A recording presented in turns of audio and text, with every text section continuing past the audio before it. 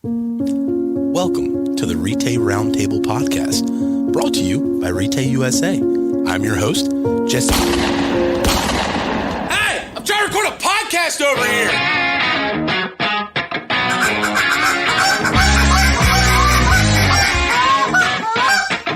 So why switch to Retay?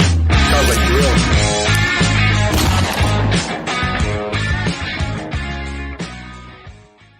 All right, ladies and gentlemen, welcome back to the Retay Roundtable podcast. For the first today, we have a guest star with us, and we're going to say star because this lady absolutely 100% is a person you do not want to have on a deserted island with you because she will make you look ridiculous. Amy Spoon out of the Pacific Northwest. I don't even know how to explain it. We're going to get into so many different conversations today about how you have created your world in the outdoor space and everything else. I'm extremely jealous because you do a lot of stuff that I would love to do, but honestly, I'm not man enough. And you absolutely do this on your own, probably with a support system. But anyway, I'm more than honored to have you on today. And actually, our first time meeting face to face over this. Welcome to the Retay family, number one. We're super excited to have you. But the podcast itself, this is our first female guest star we have. Awesome. I like to be first for stuff, so that's pretty cool. But yeah, awesome to meet you. You as well. Virtually from the West Coast over here. So yeah. We're physically pretty much as far away. I was going to say we're physically as far away from each other as we possibly can be at this point. Yeah. So Amy, I alluded to it a little bit. Let's just dive in because I want everybody to get to know you a little bit better and your background, where you came from, and I don't even know if you're from the Pacific Northwest, if you're from Iowa or New York City. So give us kind of a rundown real quick so people get to know you and how we're going to kind of walk through this whole podcast here. Sure. Yeah. Yeah. No, I born and raised in the town that I live in right now. I live on the coast of Washington. Okay. And yeah, I grew up here, grew up on the Wainuchi River. So I was kind of like born into just living the area here. And there's so much stuff to do around here. Like I'm in a very target rich environment. So from fishing to hunting, there's just so much. I'm lucky that way. So the stuff that I get to do, it lends itself well just due to where I'm at. But yeah, born and raised in the town I live in still right now. Went to University of Washington after high school. Went to college in Seattle. So I did live a little bit of the city life up in Seattle for 4 years. Okay. That was enough for me. 4 years was good. Came back a little different than home. And it was very different from home. Yeah. So our population here in our town is about 4,000 people. So quite a jump. Yeah. So because you had 4,000 people in your English class, probably. Yeah, something like that. Yeah. But yeah, good experience, but made me appreciate what I had back at home for sure. Absolutely. So now, is this something you've done your entire life? Have you grown up hunting and fishing? I grew up, so I had the luxury of, I'm an only child, and my dad was a big time waterfowler. Like that was his thing. So I I was exposed to hunting and fishing pretty young, whether I was a part of it or not. I got drug out, no babysitter. So my dad drug me out with him to the blind, and I would sit in the blind as a child, young child, just enough to blow on some calls and play with dead ducks and stuff like that. But I had a blast. Like I loved it. The hot chocolate, things like that. And then my mom was super into fishing. So I got like the exposed to fishing side for my mom and the hunting side for my dad. But big game stuff, I didn't really start till kind of like after college. That was something I kind of got into myself. Right. My mom and dad weren't into big game hunting. So that's kind of something I took on myself. But yeah. Definitely. So, and obviously being in the hunting and fishing world as you are, does one take precedence over the other in your world? Would you rather fish than hunt, or hunt than fish, or back and forth? It's flip flop for me quite a bit. I'm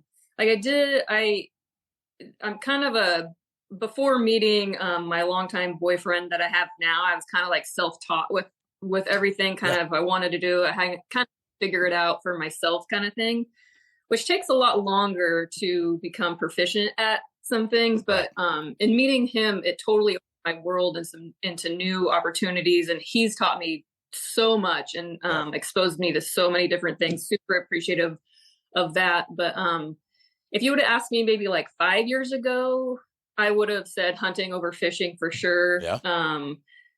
Now it's like really 50-50. It's kind of two different things for me. Hunting's pretty serious for me. I mean, you know it. Deer hunting and elk hunting, you kind of get that one chance a year kind of thing. Yeah. So it's a little bit more serious. The fishing for me is just like fun. It's like that super, whether you catch anything or not, it's still fun and relaxed. It's not stressful like hunting is for me. So it's just two totally different things, I guess. No, that's awesome. But, I guess on the fishing, let's start in the fishing world, because we Brian May, mutual friend of ours, Brian does a great job for us out on the West Coast. And the guys from Don Coffey are rooted fishermen, right? They are offshore guys. They're inshore guys. They have fly fishing specialists all over the country. And me personally, we don't come from I guess you would say a fly fishing background world over here. Now, granted, we do have some of the most historically great fly fishermen to ever come out of Maryland within Lefty Cray, right? So Lefty I've met and known a lot in my life, and my granddad and him were friends and all this kind of stuff. So I was introduced to fly fishing as very early in life, but never really got into it till later on. You do a ton of fly fishing? Because I see both kind of fly and spinner out there. And what is kind of the main thing? Yeah, I do not do any fly fishing where I'm at. Okay. I'd love to do it, but I think it's a whole other thing that would like consume me, I think, if I got into that. But I just have never gotten into fly fishing. And so it's definitely on my list. But personally now I'm conventional tackle, spinning rod, things like that. Yep. Gotcha. So what are your target fish out there? Because I see some pictures and I'm like, I don't even know how those fish are in that body of water.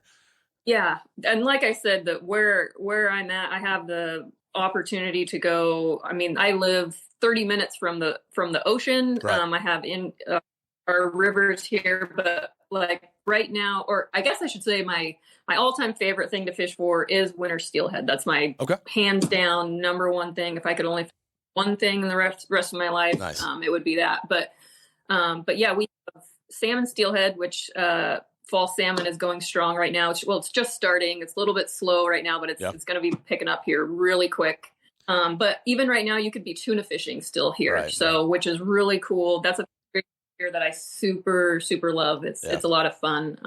We know a little bit about offshore fishing over here. So we've a lot of bill fishing. Ocean City is the home of the White Marlin Open. A lot of big money fishing going out of Ocean City and in surrounding areas. And if I had to pick one, I would probably chase tuna as well, because I like to eat. So so that's one fish.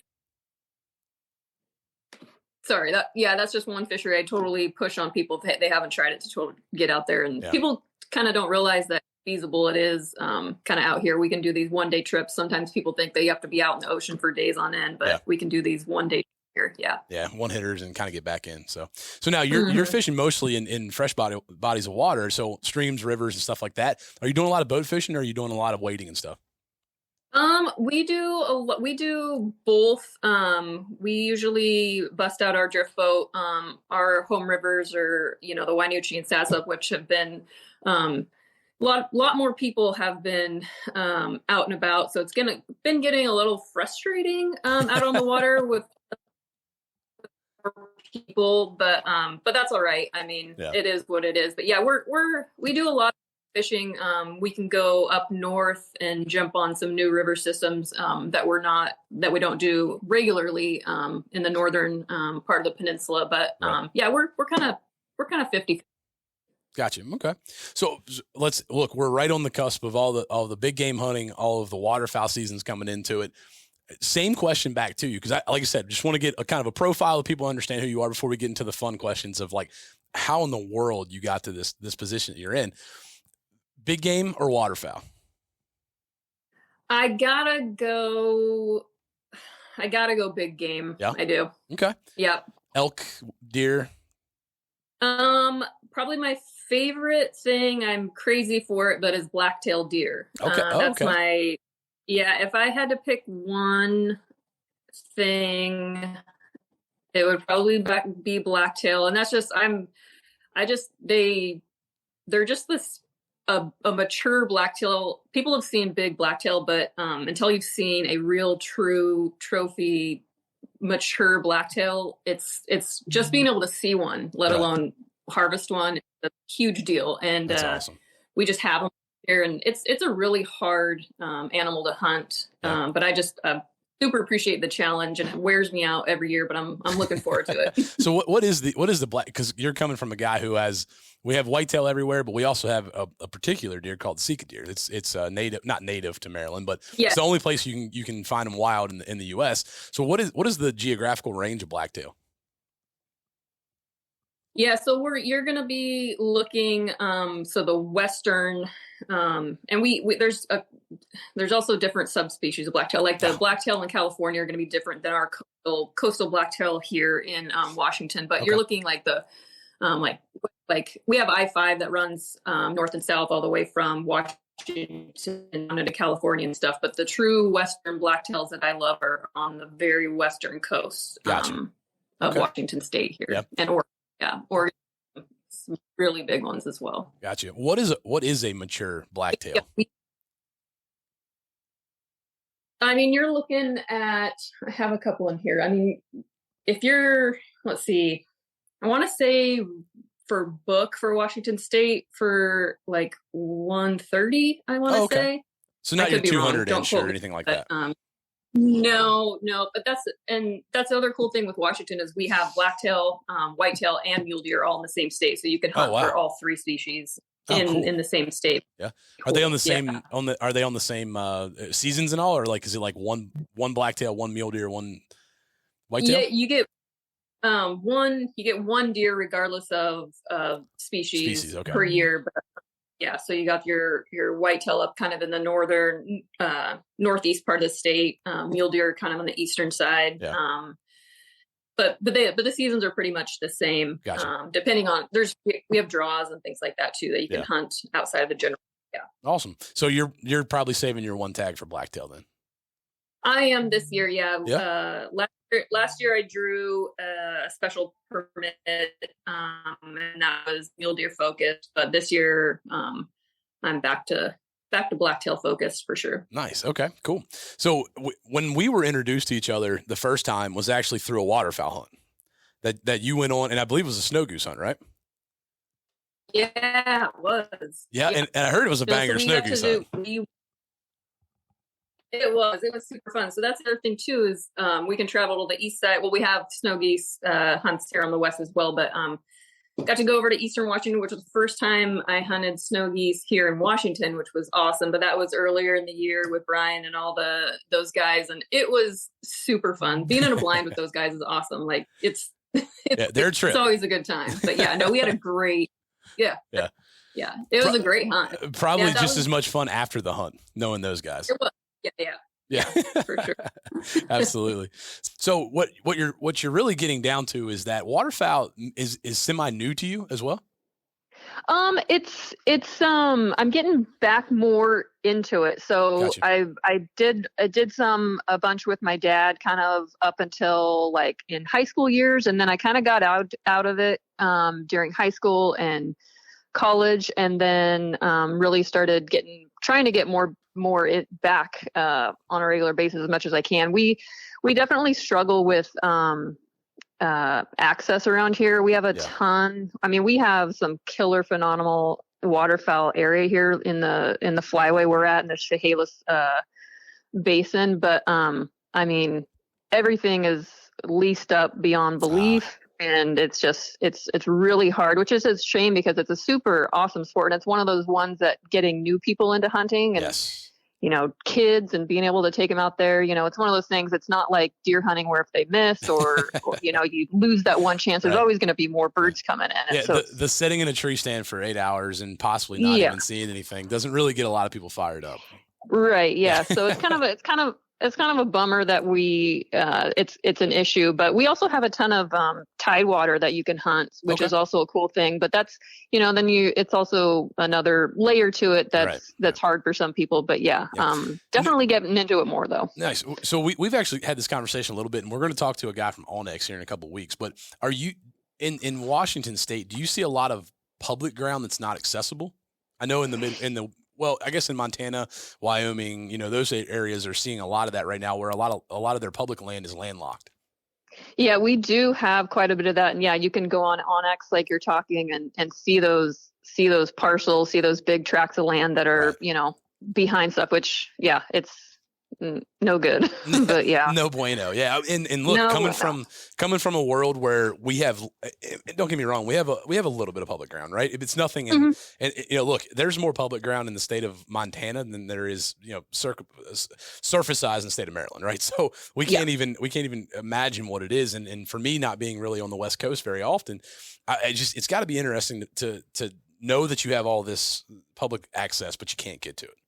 Yeah, we have some of that. We do have quite a bit, available, but yeah, there are those cases. And we also have a recent issue that's come up over the last, I don't know, maybe it's been 4 or 5 years ago or so. We have a ton of industrial timberland, in Washington and Oregon. And, in Washington recently, it used to be totally open. Like sometimes the gates would be closed, but you could, access behind using bikes and things like that. Or, more times than not, it's, drivable. You can access that.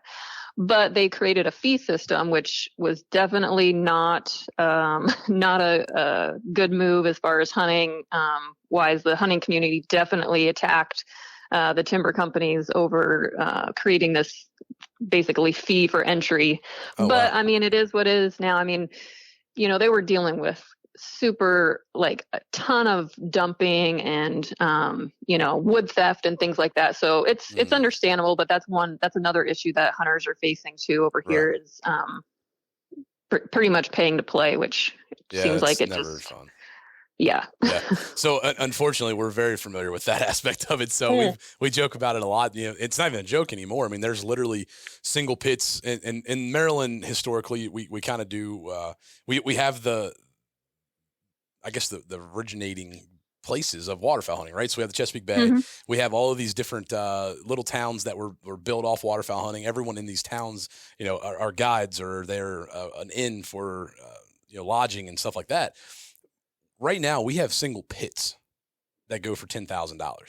Whoa. Okay, so in those single pits and those single fields, by the way, we're also at a one bird 30-day season in geese right now. So we have a modified moratorium, and this comes back to guys who are paying to play, and they're all outfitters and they're running multiple parties a day through these blinds. But when you're talking $10,000 to get a single pit, that takes a lot of people out of the equation. So, wow. Yeah. Well, I guess I shouldn't complain so much. No. Well, it's all relevant, right? Because it's something that we're all dealing with, and the same waterfowlers, they're having issues in Arkansas that we're having in Maryland, that we're having in Minnesota, and then in Washington State, right? Now we all have access to things, and I think sometimes we also kind of like steer away from really trying to find it, but at the same time, we're all on the same boat here, and whether we're 3,000 miles away from each other, we're dealing with the same things in the hunting community. So that's why it's so important to me to have you on this podcast for a lot of reasons.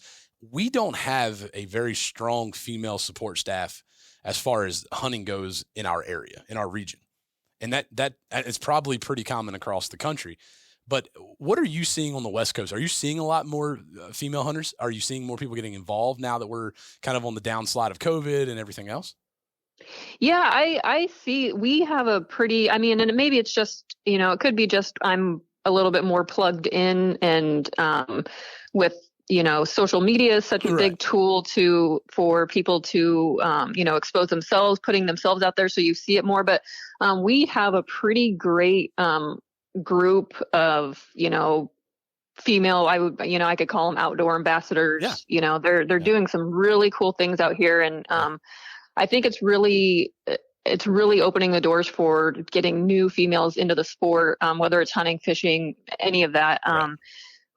We have a really good female presence in the hunting world and fishing world here in the Pacific Northwest, I would say.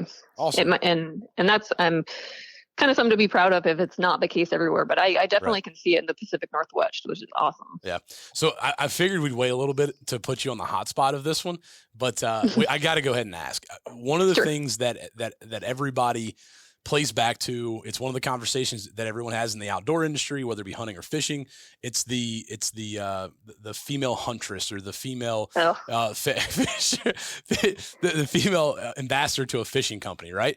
The reason that we work with Amy Spoon, the reason that we like that you're a part of our family, is because you're outdoors first, right? And you're about getting people involved. Are you, and trust me, we're not going to start the conversation. We say a lot of things on this podcast that probably spark a lot of people's interest, right? Or at least gets a conversation started that might end up in an argument. We're not sure. It doesn't really matter to us because we're all here for the same reason. Do you think it's detrimental for a lot of these especially younger girls thinking that they can get into the outdoor space easily with the image that they're putting out? Or do you think it's something that, hey, you know what, at least they're bringing some attention to the outdoor space? Yeah, there are the true blue outdoorsmen, whether you're male or female, but I'm specifically talking about female, and you can see it. Like, you can see who's who. You can tell. And it's a shame because it does, but and the thing is, some people don't see it. And you just get lumped into that other crowd, which is really frustrating. Yeah. But and by the way, this goes for guys too. Trust me, it's not just a female thing. I had one today that we ran through the office, and I couldn't believe what I was seeing on Instagram when they contacted us. All right, like it was so just cringy. The message that we got from a guy about his following and everything else, and it's just like, come on, man! Like, it's not a good look when you reach out to somebody and you have these 15-year-old bro pics everywhere. Like, I get it, and everybody's trying to make their space. Dennis and Billy, we had them in studio last week, and we were talking about people getting into the outdoor space and the ambassador programs and all this stuff. I hate the word ambassador. I hate the word field staff. I hate all that. A pro, by the way, everybody. PSA, pro is short for promotional staff. Promotional, not professional. Nobody is professional, right? No.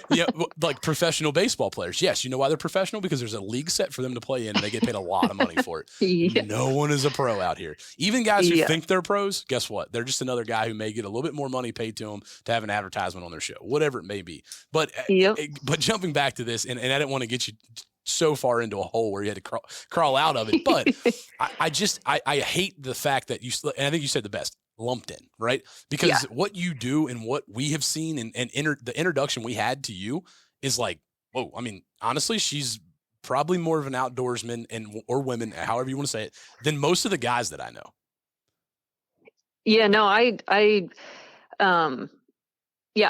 first though, I'm glad that you mentioned that about that it happens with males as well, because this whole, it's obvious that it happens with females, but it just gets talked about with females more. Correct. People don't really bring it up with males. So thanks for bringing that up. But it's one of those things.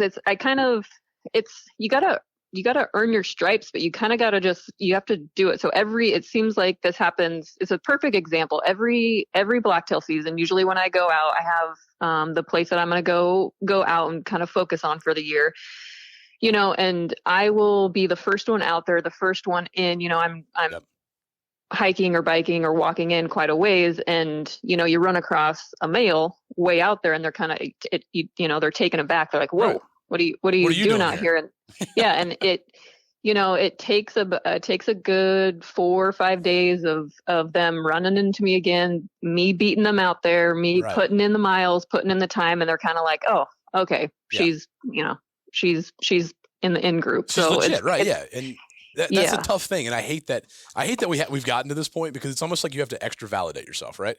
Mm-hmm. And it's not fair in any means. And we can go down a long road of the equality in the outdoor world, because I think it's absolutely not. It's not on a good space right now, because you can go through and a lot of fishing, especially. I don't know if a lot of people have ever caught tuna before, but guess what? It does not look like that on a tuna boat. Once you start gaffing tuna, there is blood everywhere. It is not. It's chaos. It's controlled chaos when you get into a bunch of tuna, and you see these like perfectly done up pictures of people, and it's like, you were nowhere near that when it happened. But for you though, like you put up a reel the other day. It's you and your dog out pheasant hunting. Oh yeah.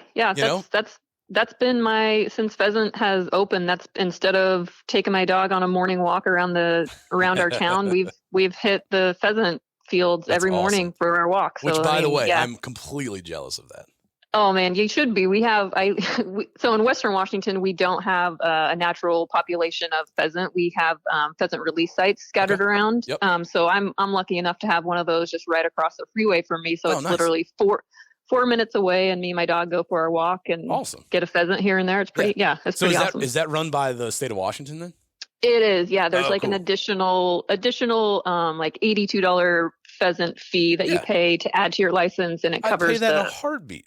Yeah, no, it's great. I'm gonna this year. I'm keeping track of the amount of meat I get, and I'm gonna see what that $82 got me per pound by the end of the season. Yeah, no, that's awesome. So this, and we can only really compare it to the state of Maryland, where we pay like a $5 lottery to maybe have one day on like one release site.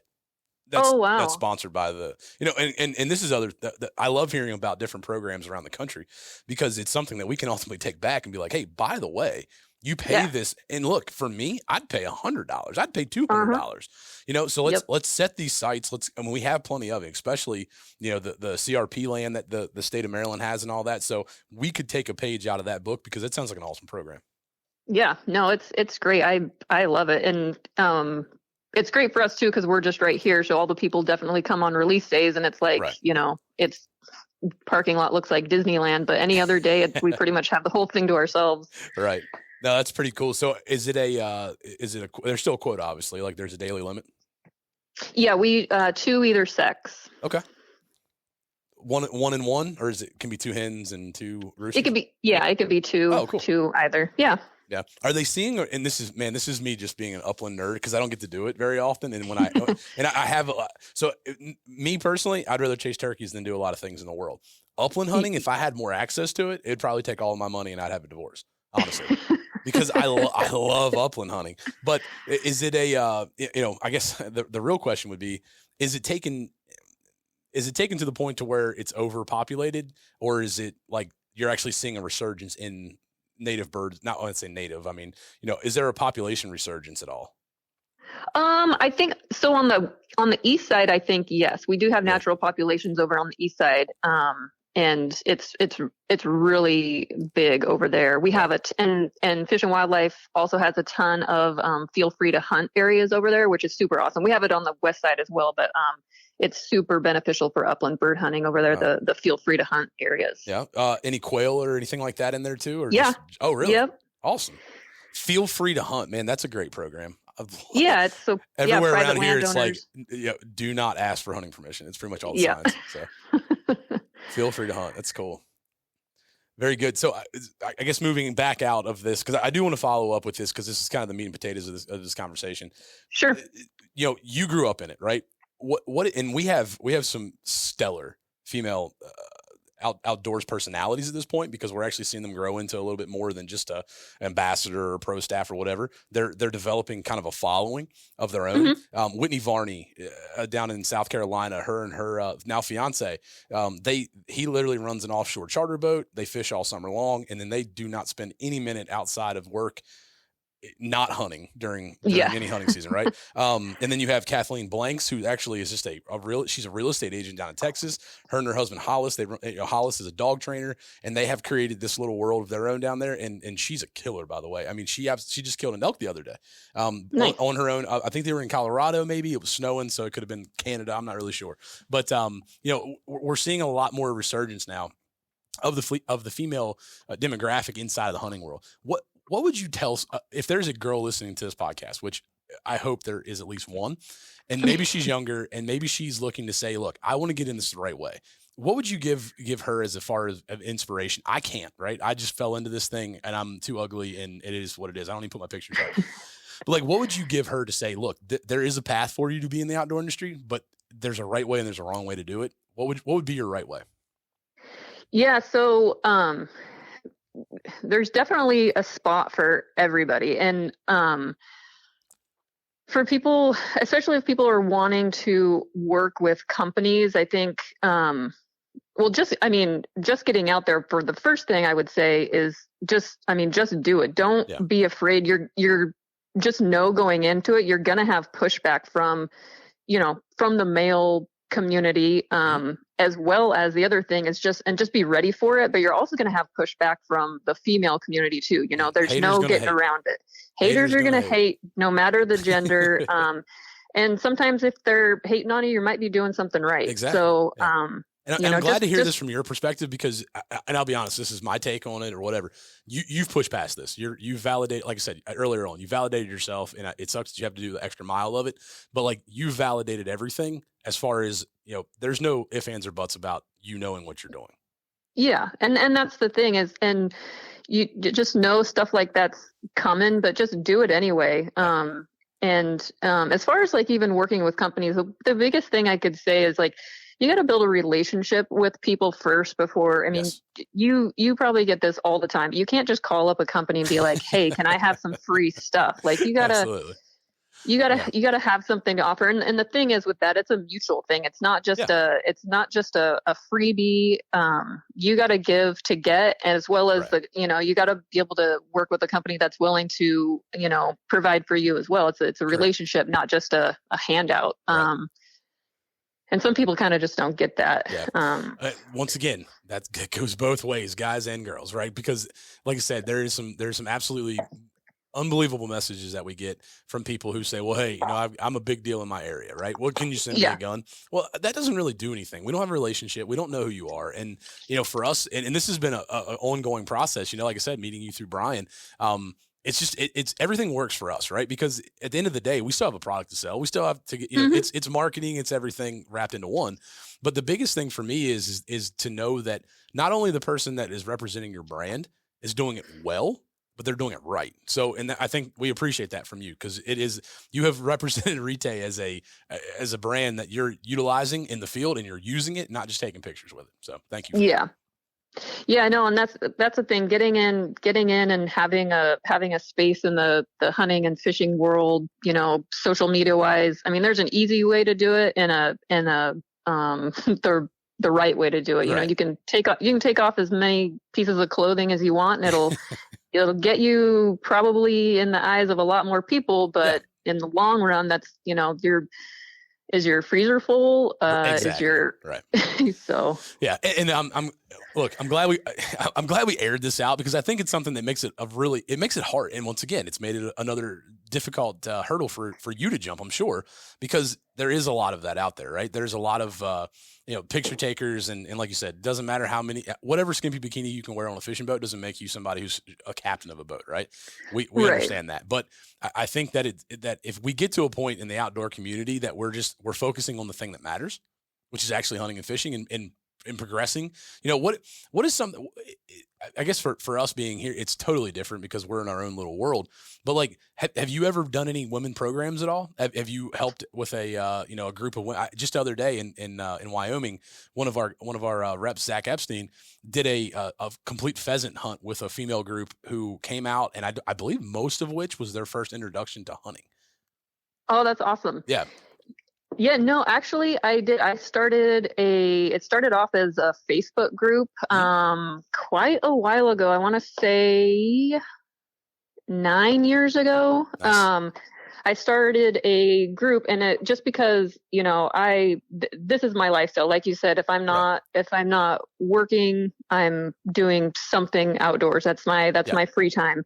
And just, and posting pictures, there were so many questions and people are always asking, how do I get into it? Where did you go? Who did you go with? Or how did you do it? And so, it's also getting new people, especially females, their exposure to new things is basically with their husband or their boyfriend, and they're either getting yelled at, or doing something wrong. And so, I started doing these women's groups, and we started out with a lot of fishing trips. So we would do some offshore fishing, which is really cool. More accessible too. It is. So logistically putting together female fishing trips is a lot easier than female hunting trips, which we've done. We did a snow goose hunt in Missouri, which is really cool. A group of us from all over the country got to go meet up in Missouri. So that was really cool. Awesome. But we do tuna trips, offshore fishing. We climb Mount St. Helens pretty much every year. Wow. But it's a I'm super proud of that group, and the people that I've got to meet off of it. And the biggest thing that I'm proud of with that is I'm now seeing people that have met on those trips, now they're like hunting buddies, like lifelong. cool. They're going to Florida gator hunting together, Right. or they're going somewhere together, but they met on those trips, found somebody that kind of lives close to them, and now they got a hunting partner. That's awesome. So it's not just once a year and then maybe throw a Facebook message back and forth to each other. So it's actually, and guys do it the same way. We talk a lot about, maybe meeting a new buddy at a boat ramp or something like that in the morning. And I'm glad you guys are doing it the same way, because it would be harder. And this is just evolution as a whole. If a guy, if you rolled up with a boat and me and two of my buddies were there, it's probably going to be an awkward conversation. Be like, you want to hunt with us today? Yeah. You know what I mean? So like for us, it's kind of like back and forth too. And I think this is the navigation that we all got to kind of find. And guys, listen to what she said. Number one, don't be the guy who turns off your girlfriend or your wife or your cousin who's a female because you try to be Mr. Sassy pants out there in the duck hole, or you have to, yell or scream or whatever about missing a deer or something. Guess what, buddy? There's going to be other opportunities, but you may have ruined the lifetime experience for that one person. So. Yep. Yeah. There's two different ends of the spectrum there. It's, if you don't want your wife or girlfriend to go with you, that's one thing. But if you would appreciate them being out there with you, there's a way to do that too. And, absolutely. But yeah. My wife, I bring her up a ton about this because I call her a cul-de-sac girl, right? That's where she grew up at. She knows no hunting or fishing or anything. and honestly, it was like first time she'd ever seen a gun was when she came to my house for the first time. But it surprised me during COVID. She, look, if she wants to spend more time with me, normally it's going to be because she needs to be with me hunting or fishing, right? Because I spend a lot of time doing that. And now my son's at the age now where he's tagging along a bunch. He's only 5, but he's wanting to be a part of it. She's seen kind of the writing on the walls here. So she went out and got her hunting license. Nice. Untouched. I never said a thing to her about it. I just figured and this is on me too, because I never encouraged her. I never pushed her to do it because I was like, oh great, like she's not going to go out here. Like none of her family comes from it. She knew nothing about it. But then as an idiot, I'm sitting here like my wife just went and got her hunting license and didn't say a word to me about it. That's awesome. It is awesome, but it also made me feel like a jerk. Yeah. So now you're gonna have to buy 2 of everything. That's our household. It's yeah. Our expenditures in an outdoor hunting space just got a lot more frugal. But and the same goes for our kids because my little girl's 3. She's got a killer instinct already. Nice. And she is not afraid to get her hands dirty. My little boy the same way, he loves it. He's actually turning into be, a pretty cool little outdoorsman himself. He's so interested in everything, but for my daughter, it's going to be a great, and this is once again, I wanted to use this time and not only to meet you, but kind of get this across to everybody. If your daughter is sitting there at home and you think that, man, she doesn't want anything to do with this, you may want to offer it because it might surprise you. Yeah, for sure. And what I see too, the hunting and fishing females that I know, you would it instills a sense of, especially if you're doing some things on your own or you're making things happen for your own, like the amount of self-confidence that it gives you, being able to provide for yourself, provide for your family, just being able to accomplish things like that, even just trying the things. It's something that, girls lack self-confidence a lot, and it's really hard, and it sets them up for a really hard time in life. But what I see from the female hunting and fishing community that are out there, I mean, self-confidence is a huge thing, and you can definitely get that through hunting and fishing and doing all those things. Yeah, I mean, I'll be honest with you. I think my wife, I don't even think I know, my wife is way tougher than me. She has been through a lot with our kids, and she takes care of. She's a teacher, by the way, so she's with kids 24 hours a day. So she leaves kids and comes home to the kids and everything else. I think there's also like the sense of like she could be better than me at this. I'm serious, like really. I mean, when given the chance, I mean, now it's really hard for us because it's also tough to get a babysitter at 4 a.m. when you're trying to go hunt. So we haven't even been able to go down that road right now. But at the same time, I've seen and I've met a lot of women who are fantastic hunters. Yeah. And fish and the fishing side as well. It's just getting the opportunity. So I'm glad to see that you forefront this for a lot of people. And I'm excited to be able to tell your story on our platform and get more people to understand that, like, look, this, yes, is it a male driven thing? 100%. Is it something that has to be male driven? No, it doesn't. Right. So, yep. And that's the thing, providing those spaces and those opportunities for females to like come out with a bunch of other females that have either never done it themselves is awesome, and then also B, doing it alongside somebody that has done it for a long time and being able to learn and ask questions from them. I've just really enjoyed putting those trips together and just providing that space for people to just, well, it's a comfort. Go out there and try it. It's a comfort thing too, right? Because you're not going to be with a bunch of, just pig-headed guys who are literally like, oh, well, you do it this way, right? There's going to be like you in specific. I'm sure that it's probably a lot easier to convey information when it's not some, 6'5" bearded dude sitting there telling you about it, right? Yeah. So, and you'd also be huge thanks to the guides that I'd use when I do that. You would, it's great. They are so good to the girls. Like I have this core set of guides that I always take ladies out with, and they're just amazing, and that's the other thing. Sometimes the women are a little bit nervous, going out with a male guide and whatever, but they just make them so comfortable, and that's it's awesome. It's awesome. Yeah. And that's, this is obviously two-parted of a conversation, because not only are we all in the same boat of trying to revive the hunting culture and the fishing culture and everything else, without the implementation of more females in the industry, and I wouldn't say the industry because that's a broad space, but in the outdoor world, whether it be hunting, fishing, camping, hiking, whatever, we're losing people at a rapid rate. So whether we pick up a guy off the street or a girl off the street, we're slowly losing our culture. Mm-hmm. So and yep, and with license sales going down and stuff like that, it all circles around as a detriment to the resource. And So, and look, and like I said, the business side of me is like, if we have a resurgence of women in the outdoor space, that's good for the outdoor industry, right? And that's what I was trying to kind of get to. Talking about product, I'm the first one. I preach it. I talk about it all the time. I'm a 20 gauge guy. Okay. I'm also 6'3", 260 pounds, and I shoot a 20 gauge. Not ashamed of it. A lot of people, and I get a lot of kickback on this one. They're like, well, yeah, my daughter shoots a 20 gauge. Well, guess what, Donnie? I shoot a 20 gauge because it ballistically is better than a 12, I believe. Right. So for you moving out there, what is your, and now obviously you got a nice little show up as far as for your pheasant season coming here, but 20 gauge or 12 gauge, what have you been grown up with? What have you learned on? What are you currently shooting? Grown up with, and currently 12 gauge. But Brian did just about as well as, I think it was your guys' last podcast. Whenever this airs compared to the last one, but just this last one, you as well definitely just about talked me into going 20 gauge this year. Just I'm a hair away from it. But people are probably tired of hearing me just spill about the 20 gauge world, but the 20 gang, right? So that's what I'm trying to build, the 20 gang. I'm a firm believer in it, but I also want to take the stigma away from that. It's a kid's and a woman's gun, right? Because we are on the same levels and same path at this point. So.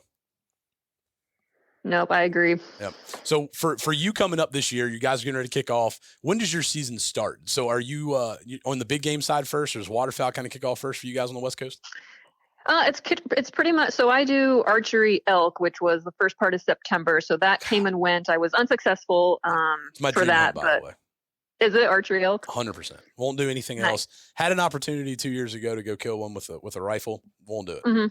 Yeah, no, I'm same way. I can't. It's such a zoo out here come rifle elk hunting season. I don't do it. For me, I love archery elk hunting. So that came and went. Like I said, I'm pheasant hunting right now. Waterfowl and deer season kind of kick off around the same time, mid-October. So those are coming up right around the corner. Yeah, yeah. So in the spring, I've also seen you chase the old gobbler around too. Oh man, this last spring was so fun. It was awesome. Yeah. I'm getting more and more into turkey, and just because I like elk hunting as well, and people make that relationship all the time. And it totally is. I love it. Yeah. An elk's just a giant turkey with horns. Yeah. No, I had so much fun. We went to the east side, it was great. A beautiful Merriam, by the way. Thanks. I love obviously I'm an Eastern guy, and the Eastern bird has been, what I've grown up on. Now in my availability to travel a little bit, I've killed the Rios, I've killed Merriams. Now I would say that pound for pound Merriams are the prettiest bird out there. Yeah, they're gorgeous. Yeah. So tell us about that hunt, because I knew it was a pretty fun one. Sorry, what was that? I said no. Tell us about that hunt, because I knew it was a pretty fun morning. Oh yeah. So, well, I ended up with 2 birds over there. The first one happened so fast. I was kind of bummed that it happened so fast, but I was going to take the opportunity. So this was literally our drive over. We get to close to where we're staying, and it's kind of cool. It's on it's near the Columbia River, runs all the way from the West Coast, and it runs and basically separates Oregon and Washington for a little while. It's kind of the border, and then it runs up the kind of the middle of the state and goes clear into Canada.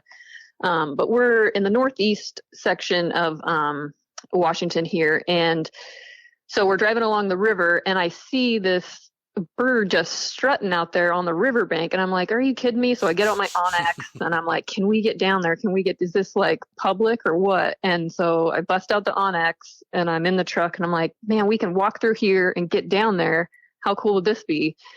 And so we find this little sliver that we can walk through between private, which was awesome, and kind of just sneak up on them, and they kind of just work their way right to us. And that's just awesome. Opportunity. I was still in my like leggings and running shoes, and so it was kind of just a bird of opportunity, but it worked out. It was that's so cool. So now, did you grow up turkey hunting as well? I did not. So I didn't do a lot of turkey hunting until really. When I got into, Brady and I kind of just started getting into turkey when we were spring bear hunting. Oh, cool. If we were to draw a spring bear tag, we kind of just did that all in one trip. And so it's kind of been a new thing for us, but that's polar opposites too. Jesus. Yeah. So it's like quickly becoming one of my favorite new things that we've gotten into though. I like to refer to it as the refined person's hunt. I love turkey hunt. And honestly, like I can't wait. And we're just getting ready to kick off waterfowl and everything, but I'm already thinking about turkeys. Yeah. So it's that's where my mind goes and drifts off to. Yep. So no, that's pretty cool. So really, what else as far as going into this year? Do you have any big like hunts planned, or are you guys going to be hunting locally? I know a lot, and that's kind of the question to a lot of guys right now with the economy the way it is, with fuel prices the way they are, and everything else. Are you going to be kind of centralizing yourself around home, or are you going to be planning to drive to Kansas? Well, we drew Montana for deer, so that's in the works for November, and then I have some goose hunts just kind of around the state, but not too far away. So kind of sticking within the state, other than Montana. We didn't really draw anywhere else. So we're kind of sticking to home, other than that Montana thing, and then just Montana's not too far for you guys, though, right? It's not. No, it's just go through the panhandle of Idaho, and we're right there. So cool. Some of the most pretty country I've ever seen, by the way. Oh man, I can't. Yeah, I love it. I went through the Galatian Pass this year on some road trips that we were traveling, and actually when we were in Livingston, Montana, is when the Yellowstone washed out. And so we were kind of stuck. We had to go back up and around through the Galatian Pass, and it was some of the prettiest country. And I was thinking the whole time, I was like, I can't be mad at these guys now who are in shape when they hunt, because there's no way I'm making it up that hill. Like, there's a reason why these guys are out there working out all summer long. It's because I would die in the first 500 yards. Because look, we got flat ground. We can just roll a golf cart or roll a side-by-side out and we're gone, right? And we can go anywhere we want to. That is some of the most rugged, treacherous world that I've ever seen in my life. That's awesome. Yeah, it's scary. Yeah. If I go and do draw a tag and end up, this elk hunt comes into fruition, I'm gonna probably need to start out like working out now. Yeah. That'll be a bonus. It'll help you out. Definitely. So, all right. So real quick, let's kind of get to a point here. We're going to wrap up. I want to go through and kind of tell everybody where they can find you at, because I think it's very important. Number one, that people kind of check in with you and see what you're doing, because you have an awesome life going on right now. What is your day job? We didn't even get to that. You were talking about work and everything. Yeah. Yeah, so actually I work for the Washington State Department of Fish and Wildlife. Well, so that it's helps kind as of, well. Jeez. I mean, it's kind of the full circle thing. I knew Nice. I knew I wanted to work for, we have a regional office right here in my hometown too. Oh, And cool. from the time I was in high school, I knew I wanted to work there, and Really? here I am. So kind Nice. of dream job. What is your position with them? If you So say a game I warden, am, we're all out. nope, I'm no, kidding. no. They're good guys. They're I'm great just guys. kidding. Yeah, so I'm actually the Assistant Regional Habitat Program Manager for Region 6, the coastal region. Oh, cool. It's a tough job to describe, but the short version is anytime there's any kind of work in or near the water, you have to get a permit through Fish and Wildlife Gotcha. which basically we make sure that you're not killing fish or Yep. harming fish habitat. That's so awesome. we kind of run that program. Very cool. So now, are you guys doing rehabilitation in those programs too? Is it mostly just kind of overseeing the construction work and everything? It's writing the permits for that, overseeing the construction, but a lot of the projects that run through us are big restoration projects. So we have our hands in a lot of restoration, not just, putting up bulkheads and putting in bridges and things like that. We do get to have our hands in the water for some restoration work, which is really great. That's awesome. So man, I've got so many more questions now.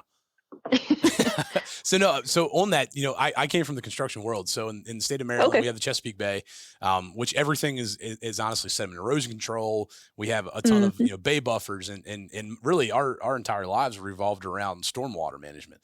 The craziest thing I've seen over on your side of the world, all of our rivers run south. Your guys' rivers run north. It blows my mind how that even works.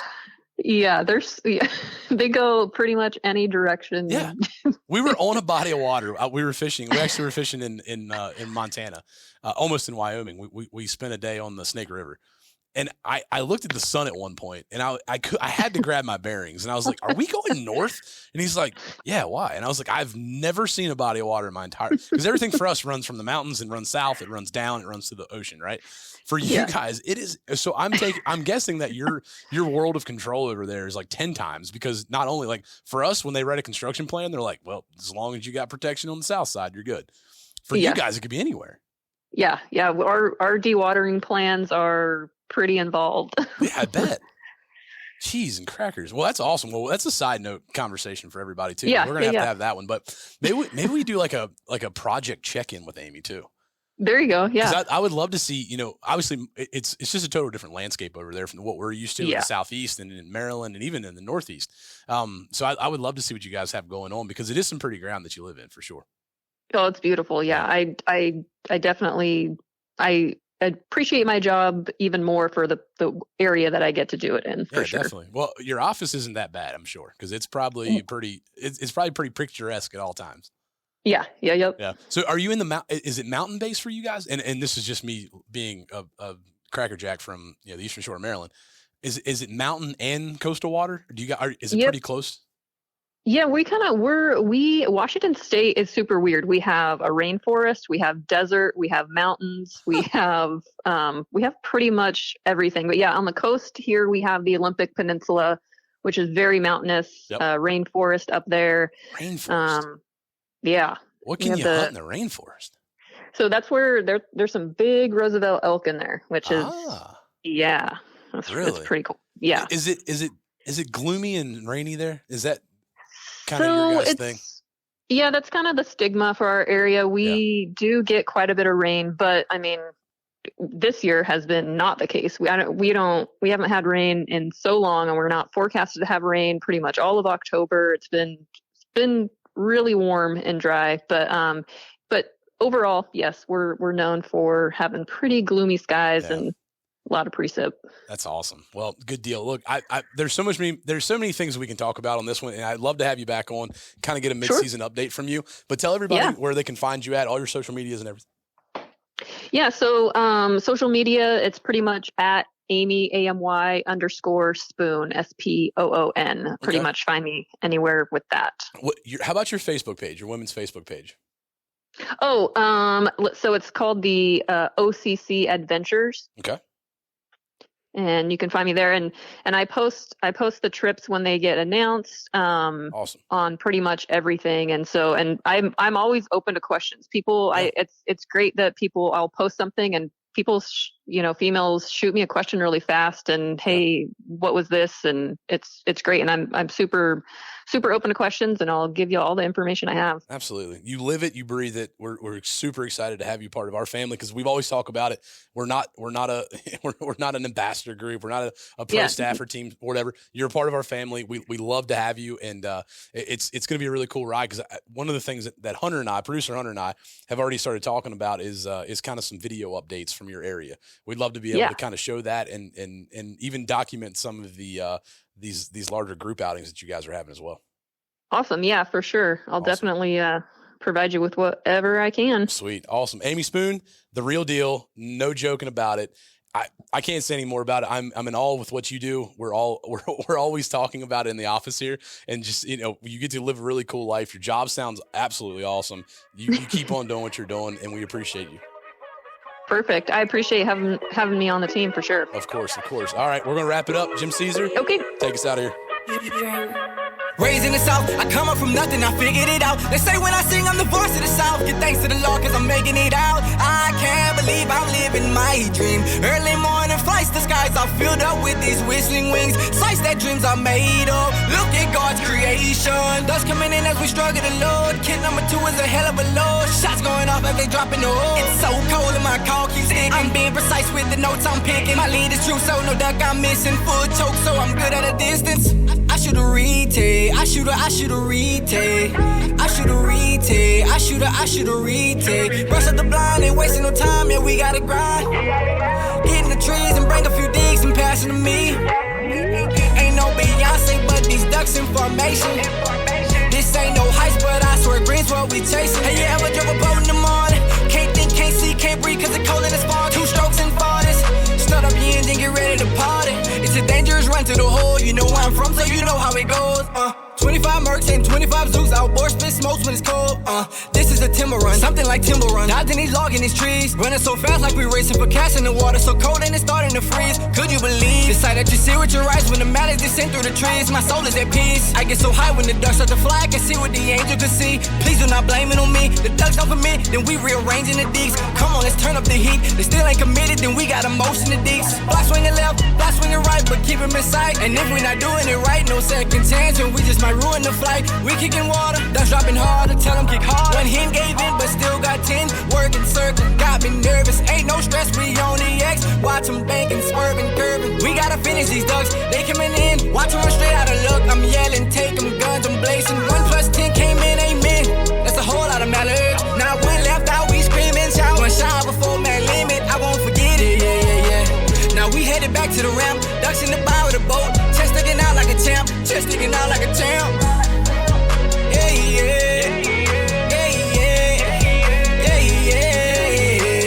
Raised in the South, I come up from nothing, I figured it out. They say when I sing, I'm the voice of the South. Give thanks to the Lord, cause I'm making it out. I can't believe I'm living my dream. Early morning flights, the skies are filled up with these whistling wings.